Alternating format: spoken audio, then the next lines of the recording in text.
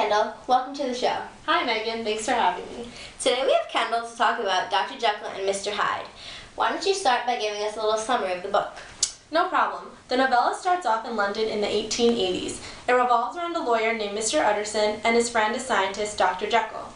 Dr. Jekyll uses a potion to transform into an evil version of himself named Mr. Hyde.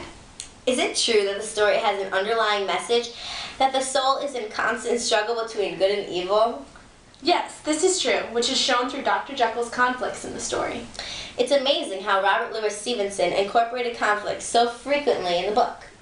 When Dr. Jekyll first created Mr. Hyde, he never meant for it to get out of control, but by the end of the book, Mr. Hyde slowly succeeded in taking over the good in Dr. Jekyll. It has been said that the taking of a potion is a symbol to represent exposing the evil inside of everyone. Is that true? Yes, that's true. There are many great symbols in the book. Would you explain a few? Sure. Well, the most obvious is their appearance. Mr. Hyde was perceived as short, hairy, and undescribably disturbing. On the other hand, Dr. Jekyll was tall, thin, and had an overall kind face. Their appearances are a symbol of good and evil.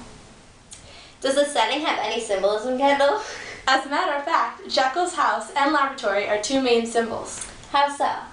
The comfort and wealth of Jekyll's house showed how he was a respectable and upright man because he had nothing to do with Mr. Hyde. But once he goes down to his laboratory, which is creepy, decaying, and neglected, because Mr. Hyde was created there, it shows evil coming back into his life. So tell us, what happens in the end of the book? In the end, Dr. Jekyll kills himself to end the evil ways of Mr. Hyde. Could that be considered poetic justice? It's a very controversial question because although Mr. Hyde gets what he deserves by dying, Dr. Jekyll also dies despite the fact that he didn't deserve it.